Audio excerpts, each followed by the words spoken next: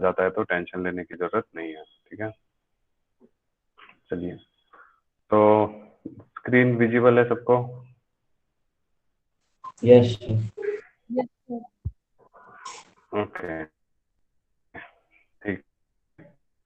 तो हम लोग चैप्टर में बहुत सारे टॉपिक्स पढ़ चुके हैं, अब ऑलमोस्ट अंतिम पहुंचने वाले हैं। ठीक है, तो इसमें सबकी हम लोग equality of vectors, position, displacement, ठीक है, मल्टीप्लिकेशन वेक्टोरियल, उसके बाद फिर रिजोल्यूशन ऑफ वेक्टर्स, है ना, ये भी पढ़ चुके हैं हम लोग। फिर क्या बोलते हैं, वेक्टर एडिशन एनालिटिकल मेथड में दोनों सिंगल लॉ पैरेलल लॉ का। ठीक है, उसके बाद फिर मोशन इन प्लेन में हमारा ये जो पोर्शन, ठीक, जो है यहाँ से क्या बोलते हैं, पोजीशन, प्लेसमेंट, वेक्टर, हम लोग चैप्टर में स्टेट में पढ़ चुके थे। बट वहाँ क्या था कि डायमेंशन था। अब इसी चीज को डिस्टेंस, डिस्प्लेसमेंट, वेलोसिटी, एक्सेलरेशन सबको देख 2 डायमेंशन में पढ़ना है। ठीक है, 2 डायमेंशन में पढ़ना है। जैसे वहां पर पोजीशन एक्स, एक्स जो होता था x square plus x plus, distance जो है वो टाइम डिपेंडेंट होता था, T square plus 2t³ plus something ऐसे करके। बट यहाँ पर जो है 2 डायमेंशन में मीन्स डिस्प्लेसमेंट होगा अब यहाँ पर एक्स एक्सिस के अलोंग भी और वाई एक्सिस के अलोंग भी हो। ठीक है, समझ गए? तो ये इसमें क्या वॉइस क्लियर नहीं आ रही है? सबको प्रॉब्लम है क्या वॉइस में? Yes, sir. तो स्क्रीन प्रेजेंट नहीं होगा। स्क्रीन Present नहीं हो।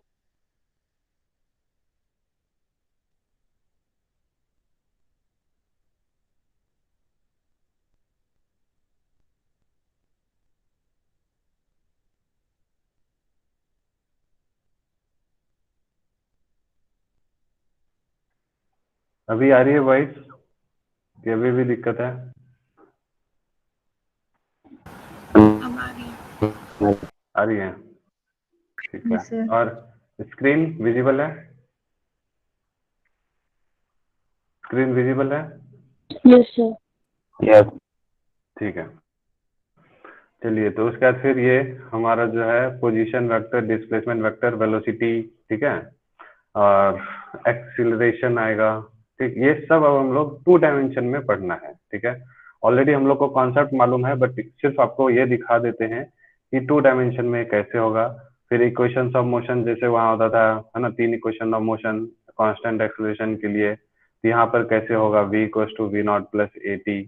ठीक है, तो ये सारी चीजें और उसके बेस पे आज आप लोग घर पे बैठ के, है ना, इसको एग्जांपल 4.4 कीजिएगा, इसी बेस पे है। ठीक है, और 1-2 क्वेश्चन मैंने रिजोल्यूशन ऑफ वेक्टर में आपको डाल दिए थे। और फिर रिलेटिव वेलोसिटी भी हम लोग 3rd चैप्टर में पढ़ चुके हैं, यहाँ भी एक बार और पढ़ना है, मोशन इन प्लेन में। ठीक है, उसके बाद फिर हमारा लास्ट, ऑलमोस्ट लास्ट टॉपिक बच जाता है ये प्रोजेक्टाइल मोशन, जो सबसे इम्पोर्टेंट है। ठीक है, चलिए, इसको हम लोग इन सब चीजों को एनसीईआरटी से थोड़ा ज्यादा बेटर तरीके से यहाँ पर प्रेजेंटेशन में है। ठीक है, इसलिए हम लोग इसको यहाँ से सीखेंगे सारी चीजें जो एनसीईआरटी में दिया है। मैं इससे समझा देता हूँ, आप लोग एनसीईआरटी से पढ़ लीजिएगा। ठीक है, क्योंकि उसमें कैसे वो हुआ, है ना, कैसे कैसे जुड़ता है डिस्टेंस, डिस्प्लेसमेंट, वो आपको थोड़ा अच्छे से समझ में आएगा। ठीक है, चलिए। तो देखिए, सबसे हम लोग पोजीशन, सबसे पहले पोजीशन एंड डिस्प्लेसमेंट वेक्टर्स पढ़ने जा रहे हैं। ठीक है, इसमें ये एक पॉइंट पी है जिसका कि पोजीशन वेक्टर, मैंने आपको बोला था किसी भी चीज का अगर पोजीशन वेक्टर फाइंड आउट करना है तो उसके लिए हम लोग उसको ओरिजिन से ज्वाइन कर देते हैं। तो उसका पोजीशन वेक्टर क्या हो गया, वेक्टर आर। ठीक है, वहां से एक्स एक्सिस पे परपेंडिकुलर ड्रॉ करेंगे, एक वाई एक्सिस पे परपेंडिकुलर ड्रॉ करेंगे। ठीक है, तो अब ये देखिए, एक्स एक्सिस के अलॉन्ग एक्स आई कैप, वाई एक्सिस के अलॉन्ग वाई जे कैप। ठीक है, तो जो पोजीशन, अब parallelogram law of vector addition से देखिए, R vector is equal to X I cap plus Y J cap हम लोग लिख सकते हैं। ठीक है, समझ गए? कोई दिक्कत नहीं किसी को? तो ये हो गया। अब फिर मान लीजिए कि अगर कोई ऑब्जेक्ट, है ना, पी पॉइंट से चलना शुरू किया जिसका पोजीशन वेक्टर पी है। ठीक है, पोजीशन वेक्टर वेक्टर ओपी है या इक्वल टू आर है वेक्टर, वो पी से पी डैश पर जब गया तो आप देख सकते हैं वो कर्व पाथ पर ट्रेवल कर रहा है। ठीक, तो पी डैश का जो पोजीशन वेक्टर हो गया वो आर डैश वेक्टर हो गया। ठीक है, तो आप देखिए जहां भी यहाँ पर हम लोग इसका, है ना, वो मतलब ट्रायंगल लॉ लगाएंगे तो क्या होगा, OP plus PP dash is equal to OP dash होगा, ठीक है। तो आप देख सकते हैं पी से पी डैश जो गया वो अलोंग दी कर्व पाथ गया है, लेकिन जब हम लोग डिस्प्लेसमेंट की बात करते हैं तो इनिशियल और फाइनल पे जाते हैं। तो इनिशियल पी और फाइनल पी डैश दोनों को ज्वाइन कर दिए, तो उस दोनों के बीच का जो डिस्टेंस है उसको हम लोग डिस्प्लेसमेंट बोलेंगे, that is delta R dash, ठीक है, सॉरी डेल्टा आर वेक्टर, समझ गए।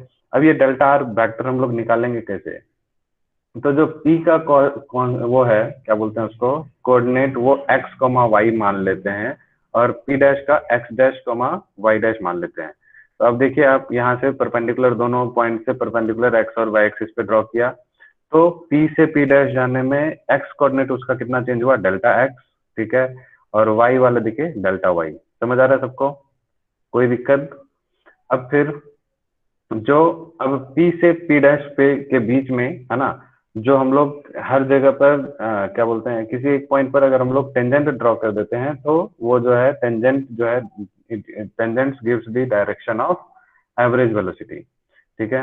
तो ये सारी बातें यहाँ लिखी हुई है कि डेल्टा आर वेक्टर जो होगा that is R dash minus R vector. आप देख सकते हैं फिगर में triangle law of vector addition लगाएंगे, है ना, R plus delta R is equal to R dash, तो डेल्टा आर क्या हो जाएगा, R dash minus R vector, ठीक है। So this is displacement vector when a particle is moving in particle has motion in plane, ठीक है। आवाज आ रही है सबको? Yes, sir. ठीक है, तो डिस्प्लेसमेंट वेक्टर ये हो गया और इसका डायरेक्शन जो होगा P से P डैश की तरफ होगा, ठीक। अब इस डेल्टा आर को हम लोग कैसे लिख सकते हैं, ठीक है। तो आर डैश हमारा क्या था, अभी आपको मैंने बोला आर डैश जो है ये P डैश का coefficient x dash y dash, तो x dash I cap plus y dash J cap, ये हो गया आर डैश। और आर वेक्टर क्या हो गया, एक्स आई कैप प्लस वाई जे कैप। तो उस दोनों को सब्ट्रैक्ट कर देंगे, आई वाले को एक साथ ले लेंगे और जे वाले को एक साथ ले लेंगे।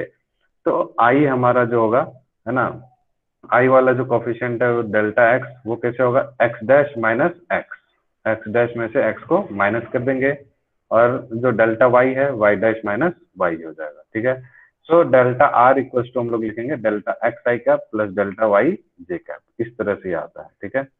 समझ आ गया सबको। अब हम लोग वेलोसिटी देख लेते हैं। हम लोग जानते हैं कि जब डिस्प्लेसमेंट निकाल लिए तो rate of change of displacement को हम लोग वेलोसिटी बोलते हैं, और यहाँ average velocity is equal to total displacement delta r vector divided by total time delta t. अभी हमने डेल्टा आर वेक्टर पीछे निकाला, डेल्टा एक्स आई कैप प्लस डेल्टा वाई जे कैप अपॉन में डेल्टा टी, ठीक है। ये सब हम लोग ऑलरेडी पढ़ चुके हैं, बस सिर्फ 2 डायमेंशन में देखना है, इसलिए मैं जल्दी जल्दी आपको रिकॉल करवा दे रहा हूँ सिर्फ, ठीक है। अब यहाँ से दोनों को अलग अलग कर दिए, delta x upon delta t और delta y upon delta t. फिर अब आप जानते हैं delta x upon delta t क्या होगा, rate of change of displacement, x axis के लॉन्ग है तो वी एक्स, ठीक है, समझ गए। और delta y upon delta t है तो वेलोसिटी अलोंग वाई एक्सिस, तो velocity along x axis, velocity n along y axis. तो एवरेज वेलोसिटी निकालना है तो v equal to v x I cap plus v y J cap, ठीक है। तो एवरेज लगा है तो दोनों तरफ x एवरेज और y एवरेज लगा देंगे, ठीक है। तो और जो वेलोसिटी का जो डायरेक्शन होगा वो डिस्प्लेसमेंट के डायरेक्शन के अलोंग होगा, यानी डेल्टा आर के अलोंग होगा, ठीक है। अब हम लोग को एवरेज वेलोसिटी निकल गया। अब हम लोग क्या पढ़ेंगे इसके बाद, इंस्टेंटेनियस वेलोसिटी। तो हम लोग इसके लिए क्या करते थे, जो डेल्टा टी टेंड्स टू क्या कर देते थे, 0 कर देते थे, याद आ रहा होगा। तो ये इसका फॉर्मूला जाता है instantaneous velocity, limit delta t tends to 0 delta r upon delta t. और यहाँ से ये जो है फॉर्मेट ले लेता था डिफरेंशिएशन का, that is v equal to, ये बन जाएगा v equal to d r upon d t. समझ आ गया सबको, तो यहाँ तक कोई दिक्कत नहीं है। उसके बाद फिर है ना, लिमिटिंग वैल्यू के बारे में हम लोग तो बता ही चुके हैं चैप्टर 3 में, ठीक है। और यहाँ पर जो वेलोसिटी का जो डायरेक्शन होगा किसी भी पॉइंट पर, तो हम लोग जहां पर भी हम लोग निकालने जा रहे हैं उस पॉइंट पर, जिस पॉइंट पर हमको वेलोसिटी चाहिए उस पॉइंट पर टेंजेंट ड्रॉ कर देंगे तो हमारा वेलोसिटी फाइंड आउट हो जाता है, ठीक है। यहाँ तक कोई दिक्कत नहीं है किसी को। चलिए अब वेलोसिटी कंपोनेंट फॉर्म में देखिए, ठीक है। तो P से P डैश तक जैसे गया था वहां पर डिस्प्लेसमेंट में, तो हमने वो निकाल लिया था एवरेज वेलोसिटी और उसी के हिसाब से इंस्टेंटेनियस वेलोसिटी। अब कंपोनेंट फॉर्म में देखिए, ठीक है। अगर किसी भी पॉइंट P पर वेलोसिटी का डायरेक्शन फाइंड करना है तो V वेलोसिटी हो गया, उसके दो कंपोनेंट होंगे, एक हॉरिजॉन्टल कंपोनेंट और एक वर्टिकल कंपोनेंट। ठीक है, हम लोग रिजोल्यूशन और वेक्टर में पढ़ चुके हैं। जो हॉरिजॉन्टल कंपोनेंट हो गया वो Vxi कैप और जो वर्टिकल कंपोनेंट होगा वो Vyj कैप। ठीक है, ये एक्चुअली में आप समझ सकते हैं इसको, ये यहाँ भी होगा, है ना, ऐसे, और यही वाला पैरेलल यहाँ चले गया। ठीक है, तो आप यहाँ पर ट्रायंगल ऑफ वेक्टर एडिशन से समझ सकते हैं Vx plus Vy is equal to V हो जाएगा। ठीक, तो हमारा जो बेसिक फॉर्मूला था वेलोसिटी का, V equal to limit delta t tends to 0, instantaneous velocity ले रहे हैं हम, किसी पर्टिकुलर पॉइंट P पर ले रहे हैं, तो एवरेज नहीं होगा, कौन सा, इंस्टेंटेनियस। ठीक है, तो limit delta t tends to 0 delta r upon delta t, और डेल्टा r की जगह हमने अभी देखा delta x upon delta x plus delta y होता है, अपॉन में डेल्टा t है तो दोनों में अलग अलग डिवाइड हो जाएगा। ठीक है, अब फिर लिमिट जो है क्या किया हमने, लिमिट दोनों को अलग अलग कर दिया, दोनों में लगा दिया। ठीक है, limit delta t tends to 0 x के साथ भी और y के साथ भी, तो ये जो पूरा है वो क्या हो जाएगा, Vx, और ये पूरा जो है वो Vy हो जाएगा, है ना। तो ये dx बाई dt, मतलब लिमिट जो है वो हटता है तो डिफरेंशिएशन का फॉर्म ले लेता है, और ये बन जाएगा फिर फाइनली Vx और Vy। ठीक है, यहाँ तक कोई दिक्कत किसी को? तो कंपोनेंट फॉर्म में हम लोग वेलोसिटी को, जैसे वहां पर सिर्फ वेलोसिटी एक एक्सिस के अलोंग होता था, यहाँ पर जब दो एक्सिस के अलोंग होगा तो दोनों कंपोनेंट की बात करेंगे, Vxi cap plus Vy j cap. ठीक है, समझ गए? जहाँ पर Vx जो है वो velocity along x axis this is dx by dt, और velocity on along y axis is dy by dt। ठीक है, तो ये जो कंपोनेंट फॉर्म हम लोग सीख रहे हैं, ठीक है, वो हम लोग को अभी प्रोजेक्टाइल मोशन पढ़ेंगे जब अगला टॉपिक, उसमें बहुत ही यूज होगा ये सब। प्रोजेक्टाइल मोशन 2 डायमेंशनल होता है, मतलब होता तो 3 डायमेंशनल है। ठीक है, उसमें हमारा ये सब चीज यूज होगा, उसको 2 डायमेंशन में हम लोग करके समझेंगे। ठीक है, तो ये सारी चीजें उसमें यूज होगी, इसलिए इसको समझाना जरूरी था कि एक्स कंपोनेंट क्या होता है, वाई कंपोनेंट क्या होता है वेलोसिटी का। ठीक, वहां पर क्या था कि हम लोग चैप्टर 3 में पढ़ रहे थे, कोई पार्टिकल है तो वो एक एक्सिस के लॉन्ग जा रहा है तो जा ही रहा है, यहाँ पर क्या होगा, एक्स एक्सिस के लॉन्ग भी जा रहा है, वाई एक्सिस के भी जा रहा है, तो दोनों डायरेक्शन में उसकी पोजीशन चेंज हो रही है, तो दोनों डायरेक्शन में उसकी वेलोसिटी भी होगी, उसी तरह से उसकी एक्सेलरेशन भी होगी, है ना। चलिए, तो ये तो वेलोसिटी वेक्टर हो गया, लेकिन अगर हम लोग को बोलेगा मैग्नीट्यूड क्या होगी, तो मैग्नीट्यूड के लिए हम लोग क्या करेंगे, इसको अंडर रूट लगा देंगे इसका, है ना। हम लोग जान चुके हैं ये चीज, क्योंकि दोनों के बीच में एंगल कितना है, थीटा 90 डिग्री है यहाँ पर, तो cos Vx square plus Vy square plus 2 into Vx into Vy into cos 90 zero हो जाता है, तो वो टर्म हट जाएगा, सिर्फ ये बचेगा। ठीक है, या फिर आप डायरेक्टली ऐसे भी कर सकते हैं, पैथागोरस थ्योरम यहाँ पे लगा दीजिए, तो Vx square plus Vy square is equal to V हो जाएगा, है ना, V स्क्वायर का अंडर रूट। ठीक है, सॉरी V का इक्वल टू ये जो दो राइट साइड में है उसका अंडर रूट हो जाएगा, और डायरेक्शन ऑफ V जो होगा हम लोग टेन थीटा से निकालते हैं, tan theta is equal to perpendicular upon base, तो Vy अपॉन में Vx, डायरेक्शन में हमारा यहाँ पर J और I को छोड़ देंगे, सिर्फ मैग्नीट्यूड की बात करते हैं। ठीक है, तो थीटा इज इक्वल टू हो जाएगा tan inverse Vy upon Vx। Any problem किसी को? उसके बाद हम लोग उसी तरह से वेलोसिटी हो गया तो एक्सेलरेशन भी देख लेते हैं। एक्सेलरेशन जो है हमारा कंपोनेंट फॉर्म में, है ना, कैसे, a average is equal to delta v upon delta t, rate of change of velocity, और अभी हमने थोड़ी देर पहले देखा डेल्टा वी जो है वो Vxi cap plus Vy j cap है। ठीक है, तो डेल्टा को यहीं रहने दिया, वी की जगह पे ये सारा पुट कर दिया, और अपॉन डेल्टा टी, अब फिर डेल्टा इसमें भी लगा देंगे, डेल्टा इसमें भी लगा देंगे, तो delta Vx upon delta t और delta Vy upon delta t, और यहाँ आई कैप और जे कैप आ गया। ठीक, अब फिर इसको हम लोग delta Vx upon delta t को समझ सकते हैं, ax लिखेंगे एक्सेलरेशन अलोंग एक्स एक्सिस, और delta Vy upon delta t acceleration along y axis. ठीक है, उसके बाद फिर जो है इंस्टेंटेनियस एक्सेलरेशन की अगर बात करेंगे हम लोग, तो उसमें क्या करते हैं, limit delta t tends to 0 कर देंगे, तो ये हमारा डिफरेंशिएशन का फॉर्म ले लेगा, तो acceleration is equal to dv by dt। ठीक है, तो ये सारी बातें हमको समझ में आ गई। ठीक, तो वन डायमेंशन में वेलोसिटी और एक्सेलरेशन जो होता था हमेशा along the same straight line, है ना, and either in the direction or in the opposite direction, but motion in 2 or 3 dimension they may have any angle between 0 to 180 degree। इसमें हम लोग है ना, वेलोसिटी एक्सेलरेशन के बीच में एंगल भी हो सकता है, ठीक है। वहां पर वेलोसिटी और एक्सेलरेशन सेम डायरेक्शन में होता था, या तो मतलब एक ही लाइन के अलॉन्ग होता था, या तो सेम डायरेक्शन या अपोजिट डायरेक्शन। अब एक्सेलरेशन को अगर हम लोग कंपोनेंट फॉर्म में देखना चाहते हैं तो ये भी उसी तरह से बिल्कुल सिंपल है, कोई दिक्कत नहीं है। एक्सेलरेशन, इंस्टेंटेनियस एक्सेलरेशन को हम लोग ऐसे लिखते हैं, ठीक है। फिर limit delta t tends to 0, है ना, डेल्टा वी की जगह पे हमने ये लिख दिया delta v x upon delta t i cap plus delta v y upon delta t j cap, ठीक है।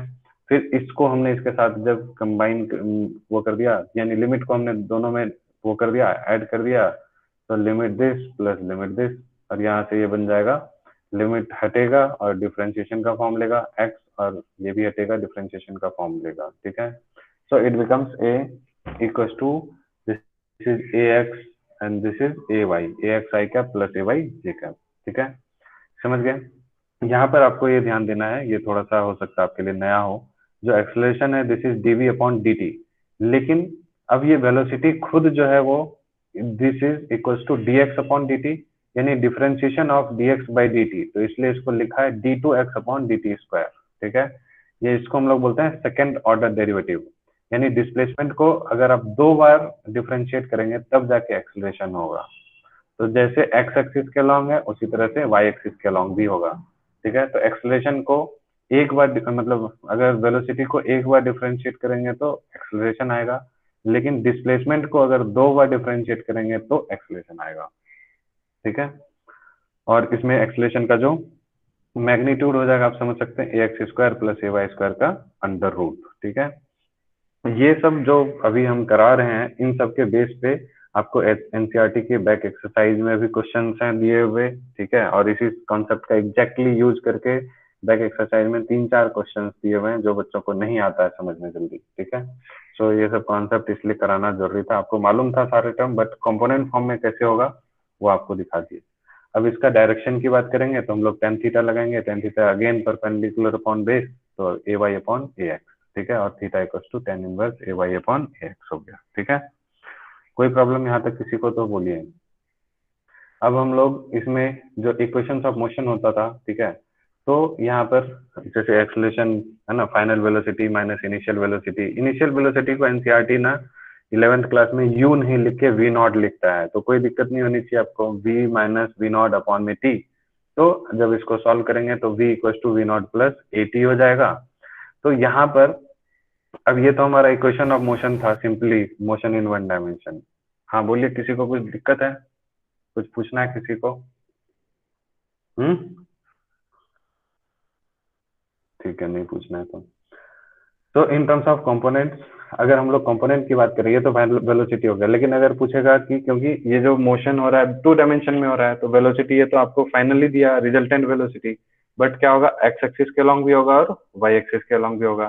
तो इसी में हम लोग क्या करेंगे, v x is equal to v x मतलब एक्स एक्सिस के along plus acceleration in x axis के अलॉन्ग इनटू टी, बस। सिमिलरली वाई एक्सिस के अलॉन्ग भी हो जाएगा, ठीक है, समझ गए। अब हम लोग ये देखते हैं, है ना, कि जो डिस्प्लेसमेंट हो रहा है that is equal to average velocity into में टाइम।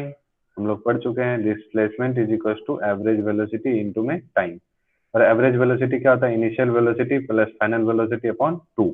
अब ये देखिए v, यहाँ से जो फर्स्ट वाला टर्म है v, अभी देखिए यहाँ से क्या है, v not plus a t, v की जगह v not plus a t रख दिया, और प्लस में ये वाला v not upon 2 into t. अब ये देखिए 2 वी नॉट बन जाएगा, है ना, this is 2 v not into t, और 2 से 2 कट जाएगा तो v not t plus a t into t, तो ए टी स्क्वायर और डिवाइडेड बाई 2 है तो हाफ ए टी स्क्वायर। तो ये देखिए वही फॉर्मेट हो गया, x is equal to u t plus half a t square. यहाँ पर ये पूरा जो है डिस्प्लेसमेंट है आर माइनस आर नॉट, ये आर नॉट उधर चले जाएगा तो ये बन जाएगा r equal to r not plus v not t plus half a t square. ये हम लोग है ना वहां पे भी पढ़ चुके हैं, ठीक है। तो आर जो है यहाँ पर क्या है, एक्स और वाई दोनों का कंपोनेंट को मिला के है, तो इसलिए आर की जगह पे एक बार हम लोग एक्स रख देंगे और एक बार वाई रख देंगे, तो इस तरह से हमारा 2 इक्वेशन कंप्लीट हो जाएगा, समझ गए। तो ये सारी चीजें जो है आपको एकदम बिल्कुल एनसीईआरटी में ऐसे ही दिया हुआ है, बट उसको कैसे कैसे आ रहा है ऑलरेडी पिक्चराइज किया हुआ था, बट ऐड मतलब कि 1 बाय 1 करके अगर आता है तो ज्यादा अच्छे से समझ में आ जाता है, ठीक है। अब ये सब चीजें हो गई, उसके बाद फिर हमारा एक और लास्ट जो है आ जाता है रिलेटिव वेलोसिटी वाला।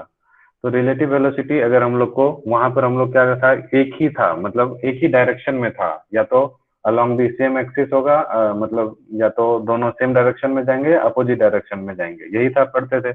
लेकिन यहाँ पर क्या है कि दो बॉडीज है, हो सकता है एक एक्स एक्सिस के अलोंग जा रहा हो, एक वाई एक्सिस के अलोंग जा रहा हो, तो दिक्कत हो जाएगी। तो उसको हम लोग कैसे करेंगे, सपोज अगर हम लोग को दो ऑब्जेक्ट दे रखा है, ठीक है, ए और बी, और उन दोनों का जो डायरेक्शन है वो भी आपको फिगर पे दिख रहा है, ठीक है।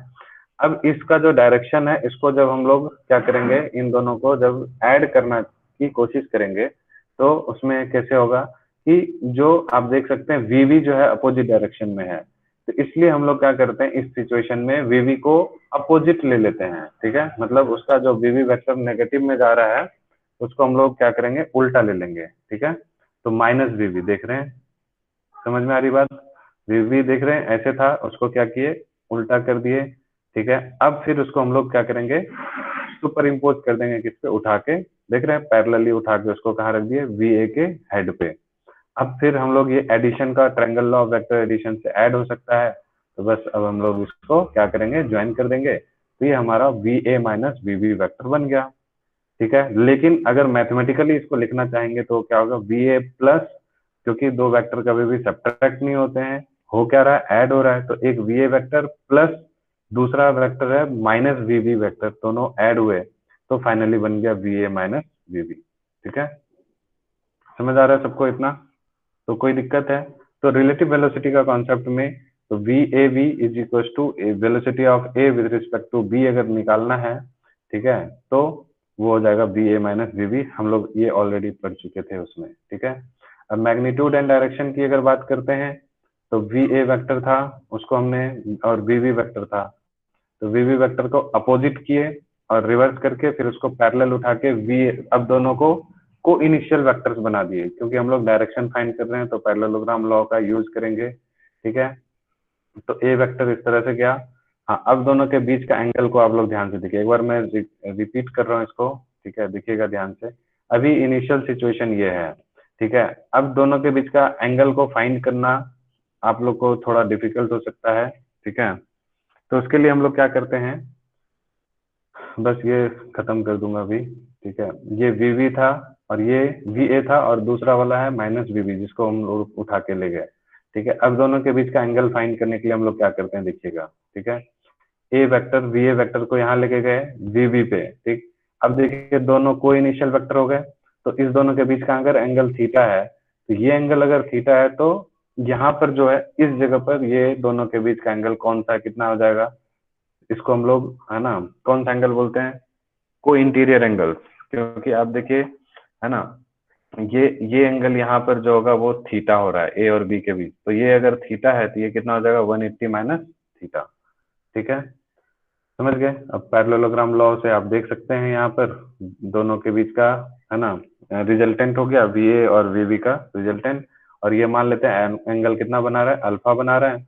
तो जो magnitude of vector v a b है वो हम लोग यहाँ से, है ना, parallelogram law of vector addition v a square v b square 2 v a v b into cos theta, दोनों के बीच का एंगल कितना है, 180 माइनस थीटा। क्योंकि आप ऐसे भी सोच सकते हैं ना कि जो तो दोनों अगर मतलब पॉजिटिव होता तो थीटा थीटा होता, लेकिन एक नेगेटिव है तो 180 माइनस थीटा होगा एंगल। और कॉस 180 माइनस थीटा, आप लोग को कल ट्रिग्नोमेट्री वाला जो वीडियो लेक्चर देखे होंगे उसमें आपको समझ में आ गया होगा, 180 में नो चेंज, ठीक है। इसलिए मैंने ये सारी चीजें आपको पहले ही लेक्चर वीडियो बना के भेज दिया है। 180 में नो चेंज, और कॉस 180 माइनस थीटा यानी सेकंड क्वाड्रेंट में कॉस नेगेटिव होता है, इसलिए बन जाएगा माइनस कॉस थीटा, ठीक है।